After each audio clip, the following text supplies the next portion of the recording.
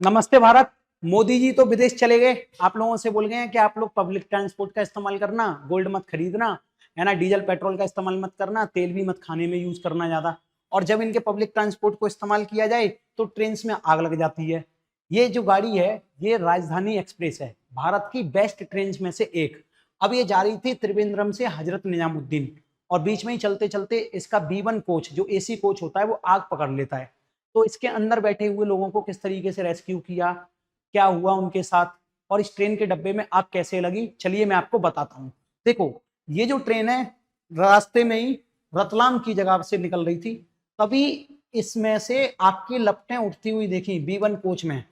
अब B1 coach में किसने देखी? एक गार्ड ने देखा ये चीज। तो गार्ड ने तुरंत कॉल किया लोको पायलट को कि जल्दी से ट्रेन को रोको, इसके B1 कोच में से आग की लपटें उठ रही हैं, यात्रियों को बाहर निकालना है।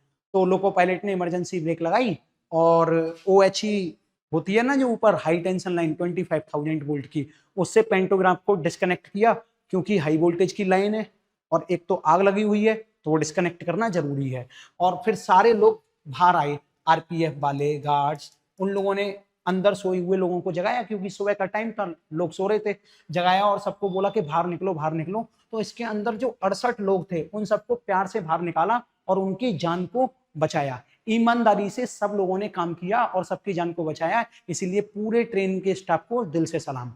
अब मजेदारी वाली बात क्या है, यहाँ पे आग तो पकड़ ली ट्रेन ने। अब उन लोगों ने सोचा कि भाई ऐसे ही अगले कोच में आग लग जाएगी, तो इन्होंने क्या किया, इस ट्रेन की जो B1 कोच था, B1 बोगी थी, इसको डिस्कनेक्ट कर दिया और हटा दिया। तो पूरी ट्रेन को भी बचा लिया और इसकी जो आग है उसको बुझवा दिया, फायर ब्रिगेड वगैरह आ गई, तो धीरे धीरे चीजों को संतुलित कर लिया। कुल मिला के लोगों का तो कोई नुकसान नहीं हुआ, लेकिन इस ट्रेन के अंदर आग कैसे लगती है मैं बताता हूँ। देखो, कई बार जो जांच एजेंसी बैठी है पूछताछ चल रही है कि आग कैसे लगी, तो अभी जो रीजन बताया वो बताया शॉर्ट सर्किट का।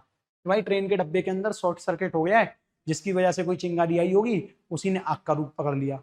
अब एक चिंगारी आग का रूप कैसे ले सकती है, उसके कई कारण हो सकते हैं। जैसे कि पहला कारण है ओवरलोडिंग, क्योंकि देखो ट्रेन का AC कोच था, AC अंदर चली रही थी और टेम्परेचर भी बहुत ज्यादा हो रखा है बाहर का, तो AC जो है लो टेम्परेचर पे चल रही होगी। लो टेम्परेचर पे जब AC चलेगी ज्यादा एनर्जी कंज्यूम करेगी, तो टेम्परेचर लो करने के लिए कंप्रेसर पे लोड भी बहुत ज्यादा पड़ता है।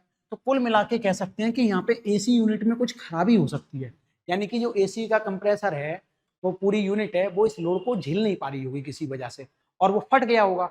उसी फटने की वजह से ट्रेन के डब्बे में आग लगी है ना। और ओवरलोडिंग में सॉकेट लोड भी हो सकता है। सॉकेट लोड के चांसेस कैसे होते हैं, जैसे कि जो सॉकेट्स होते हैं उनकी पिन काफी लूज हो जाती हैं, या काफी सारे लैपटॉप और जो मोबाइल्स होते हैं उनका यूज करते हैं हम लोग, क्योंकि अंदर 68 लोग बैठे हैं तो बहुत सारे लोग, है ना, यूज कर रहे होंगे, तो ओवरलोड उसकी वजह से भी हो सकता है, वहां से चिंगारी पैदा होकर भी आग का रूप ले सकती है।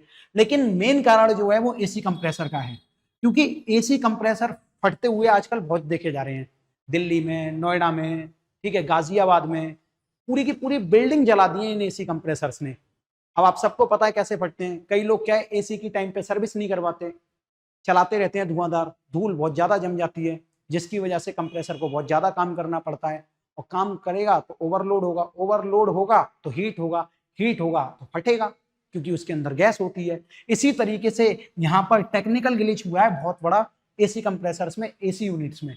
और ये स्टाफ जो है, या कह सकते हो आप, इन चीजों का जो है ध्यान नहीं रखा जाता, जिसकी वजह से टेक्निकल ग्लिच हो गया है और पूरे के पूरे डब्बे में आग लग गई है।